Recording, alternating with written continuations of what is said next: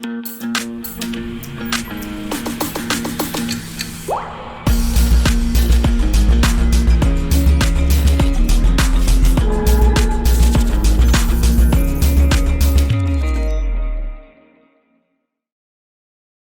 everyone, welcome to this new video about learning from losing. Today I'm going to show you the worst trades that I was involved this weekend and 10 trading lessons that I've learned from them. Hopefully this way you can avoid making the same mistakes that I did. And I always found hard to believe those traders that only tweet about their victories. So now that I'm trying to become one, I want to show you not only greens, but also the reds and when things went wrong. We can connect on Twitter where I share some of my bets and research almost every day. Okay, so let's get to it. This weekend I tried a more aggressive approach in the over 2.5 goal strategy that I've been testing. I forced myself to increase the risk tolerance with higher stakes than usual, and in the end worked very well. So as you can see here, I was in profit over £152, humble, and but I made several mistakes, big mistakes that cost me a lot of money, and this number could have been bigger if I could have been clever and not making these silly mistakes. Okay, let's go with the first game and the first lesson. The first game was Atlético de Madrid Leganés, and the lesson is stick to your strategy at all cost. So the main problem with this game is that it wasn't even part of my over 2.5 goal strategy. As you probably know, I use MathProfits Studio Pro to identify games that tend to have goals and enter only when odds reach a decent price. You can check out the video in the link of the description to the how to set the over 2.5 goal strategy. But in this case, as you can see here, this is a game ordered by time. It doesn't come up. It's not Atlético de Madrid Leganés. So the software didn't show me the game. So I was just browsing what games were on during the morning and saw this one halftime with these prices for goal markets. So it's over 1.5, it was 3 already, and over 2.5 was 8.8, which is crazy. Even over 0.5 was 1.43, which with 45 minutes ahead is a bit too much. So I just had the poor judgment of going into a game that is not part of the strategy. This is a big mistake. It is a newbie mistake. You have to stick to your strategy. If the game doesn't fit, discard it. Don't look at it. Straight away to the pin. And this screen leads me to the next lesson, which is don't be seduced by the odds. So as I was saying, the main and only reason for me to enter this game was the impressive price that you're seeing right now. My research wasn't as deep as it should have been, but having Atletico playing home against the last team of Primera División and with the in-game action from the first half, which I can show you here. Let me go here to SofaScore. This is the first half. So you can see Leganés was kind of dominating a little bit, not massive, but it kind of gave me a good impression that the game could have at least a couple of goals. So I placed a bet of 1 point of stake on the over 1.5 full time and half a point of my stake on over 2.5, as you can see here. And then later in the game, when the odds of over 0.5 went up, I doubled down in that one just to try really to make some money because I really believe in one goal, but I was wrong. Sometimes the markets are right. That's maybe the main learning within this lesson. Sometimes you're placing a trade in an exchange like Betfair, and you're basically arguing that whatever is your angle, the markets are wrong and you're right. In this case, the markets were completely right, and I was just seduced by these amazing odds. If I had done a proper research, maybe I would have known better, which leads me to the next point and the next lesson. Lesson 3, do your own research. And this may be the bit of the video that I'm more ashamed of because I pride myself in researching deeply the games I trade, but this one I totally didn't do it. As I mentioned, I was in a cafeteria. I was outside. There were people around me. I was on my phone.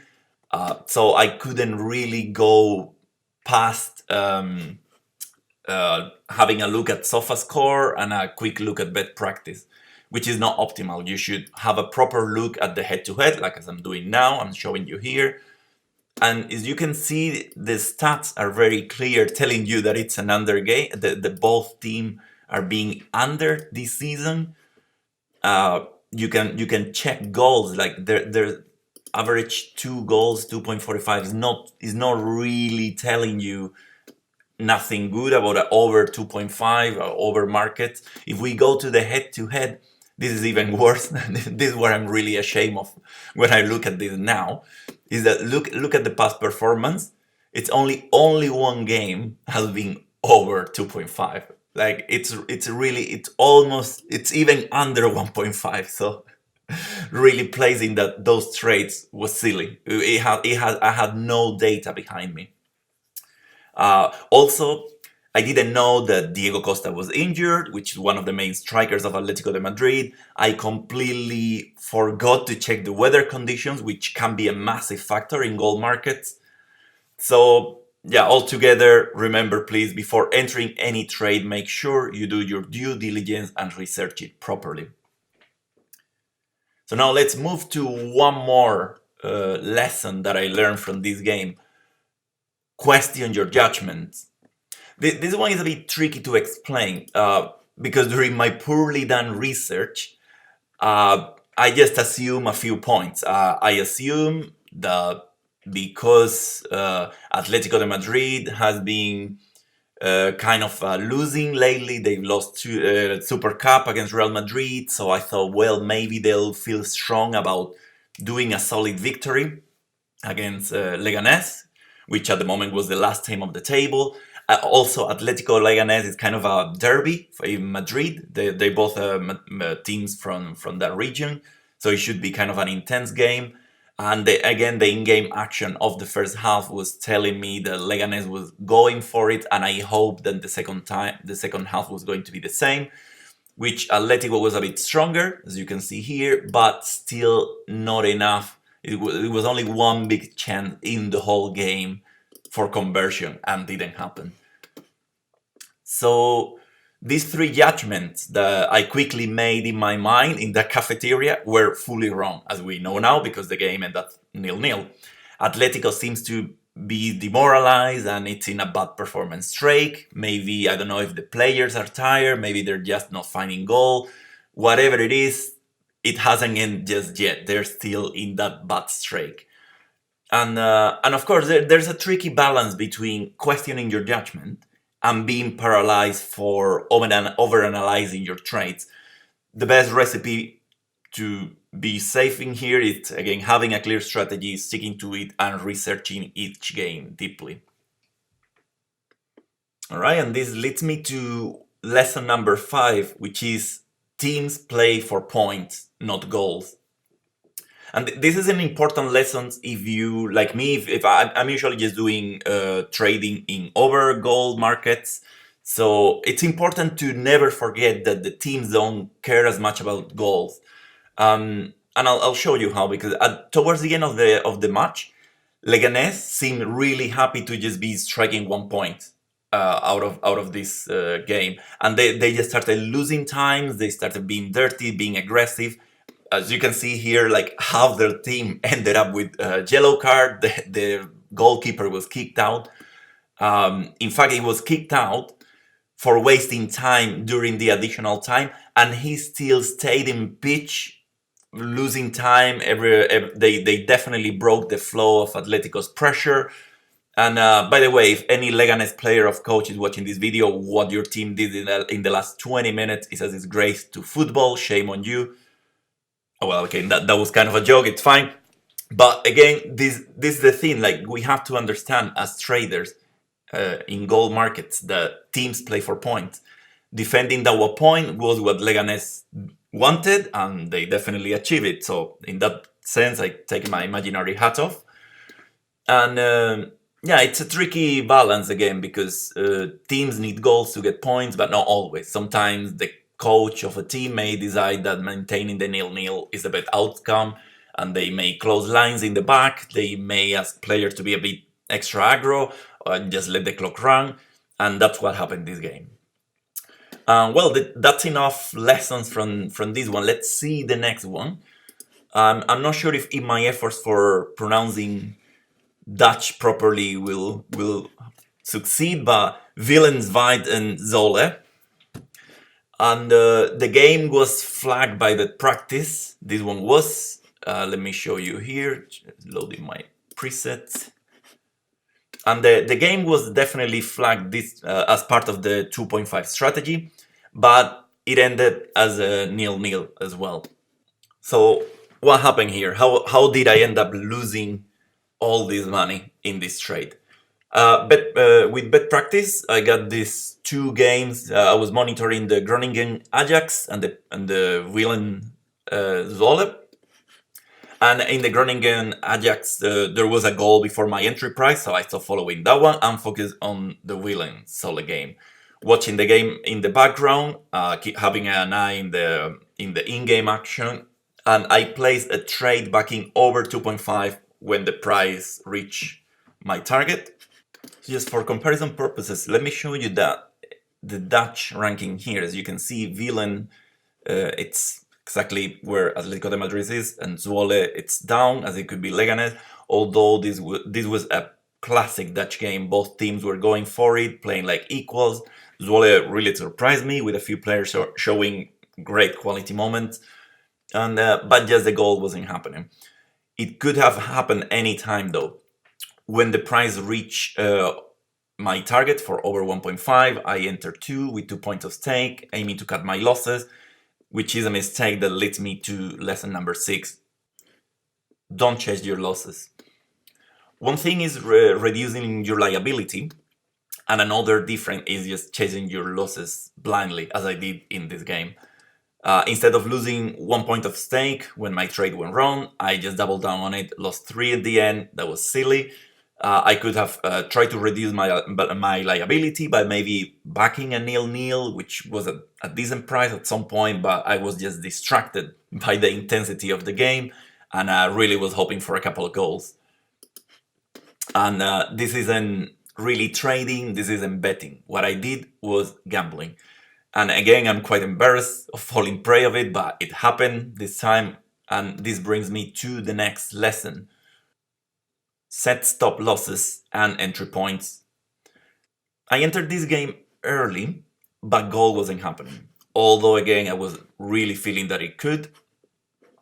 There was a lot of action, although it doesn't really show here, but you can see that the away team was really open, was pressing for it.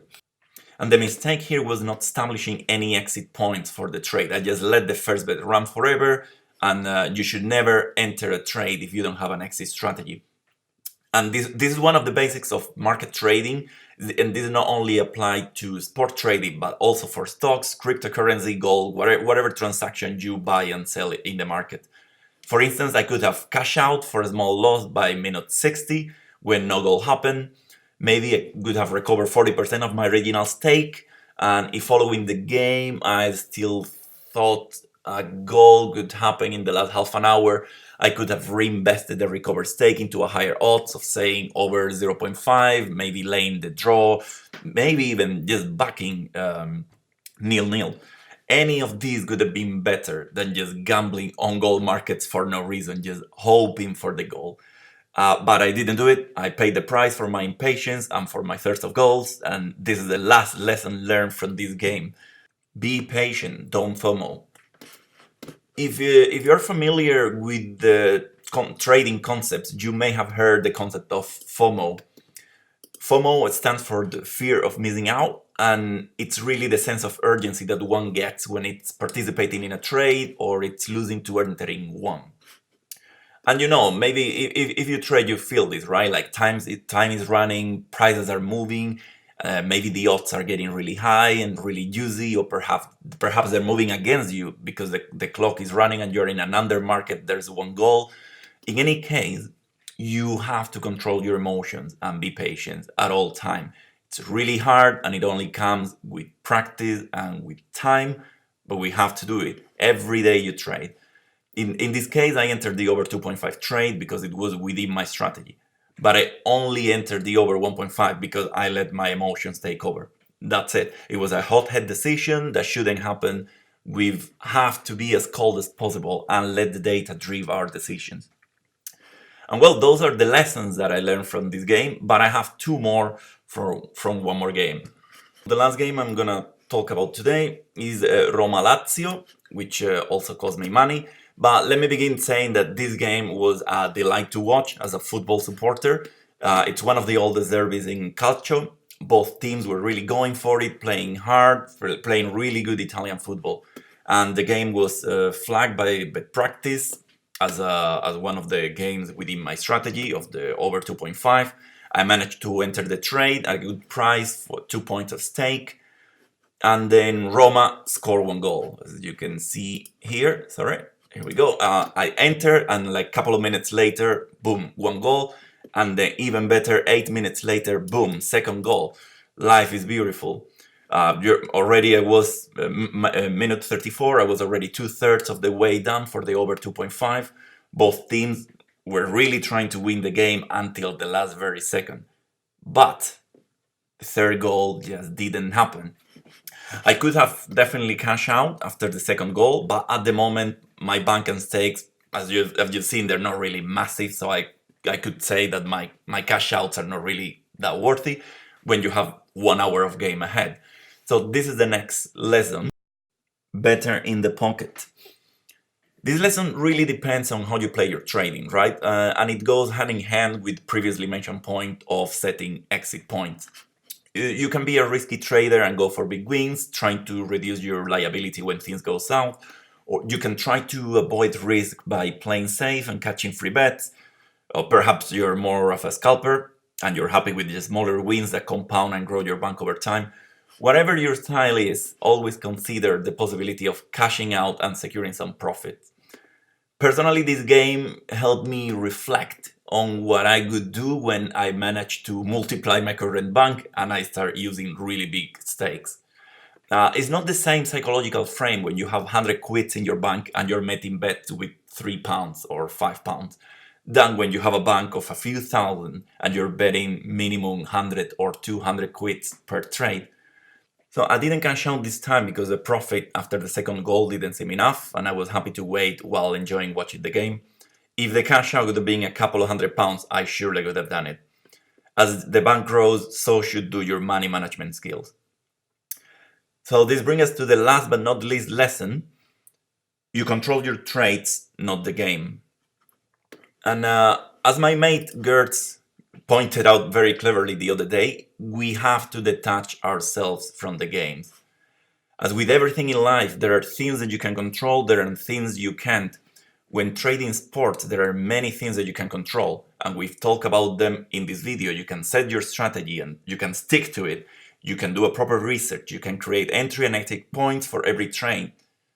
But there are things that are out of your control. The main one being what happens in the pitch. Sometimes data and in-game action are giving you hints of a potential trade, but that doesn't mean that it will happen. This is football. There are thousands of factors that influence the game. During the game, players get tired or they may get psychologically drained. The pressure of the people in the stadium goes up and down. Weather conditions may vary. Coaches changes the strategy. Perhaps the referee wants to have his name in tomorrow's newspaper. We don't know, right? And definitely we can't do anything about it. All these little factors will collude into what actually happens in the game at the end of the game. And these are out of your control. No matter how much you desire one more goal or an extra corner or a correct score, wishing for it while staring at your screen won't change absolutely anything. Unless you happen to have some sort of psychic superpower that controls other people, in which case please leave me a comment. I'd like to pay you a beer. And that's all for today. These are the 10 lessons that I've learned by looking at my run trades this weekend. I hope the video has been useful to you and I would like to know your thoughts about it. Please leave a comment below and subscribe to the channel. If you find the video interesting, I'd appreciate you can share it with your network. It means a lot to me. Thanks for watching. See you in the next video.